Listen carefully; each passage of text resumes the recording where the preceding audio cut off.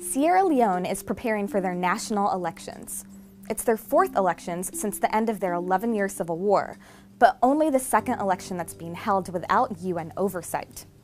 We know that violence has been a staple in recent elections, but that got us thinking about other aspects of life in the country. Hey guys, I'm Versha, and today we're exploring what life is like in Sierra Leone. Sierra Leone is a country of about 6 million people, located on the west coast of Africa. The majority of people there live in rural areas, and roughly 40% of the population is urbanized. Sierra Leone is a multi-ethnic society. There are about 18 different ethnic groups. Two of the largest ones are the Temne and the Mende. The Temne are generally found in the center and northwest of the country, while the Mende can be found in the east and the south. English is the official language. It's used in areas like education and commerce. Creole, a language that is a mixture between English and a variety of African languages, is also widely used. About 42% of people are under the age of 14 years old. This young population boom is in part due to the nation's high fertility rate, with each woman on average having about 5 children each. But women are also dying at a much higher rate due to childbirth. The nation has one of the highest maternal death rates in the world. About 78% of people in Sierra Leone are Muslim. Christians, the next largest religious group, account for almost 21% of the population. But many people there also continue to practice traditional religions, collectively called African traditional religion, as well as their Muslim or Christian faiths. Sierra Leone is an extremely poor country, with more than half of its people living below the international poverty line of $1.25 per day. According to the United Nations Human Development Index, Sierra Leone ranked the 179th poorest nation in 2016. Almost half of those of working age live on subsistence agriculture, but the country's mineral industries play a major economic role as well.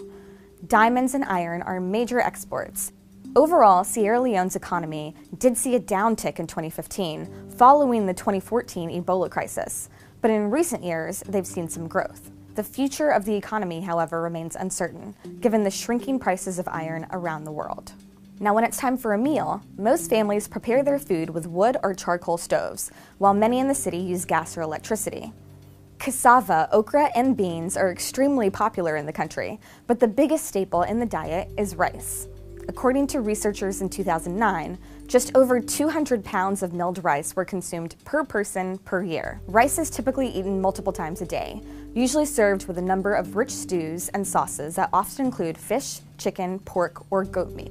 We also have to mention that Sierra Leone has been marred by conflict, violence, and disease over the last 2 decades, because those impacts can still be felt today. The country spiraled into civil war from 1991 to 2002. Tens of thousands of civilians died as a result. Hundreds were subjected to brutal limb amputation as punishment, and women were often subject to widespread sexual abuse.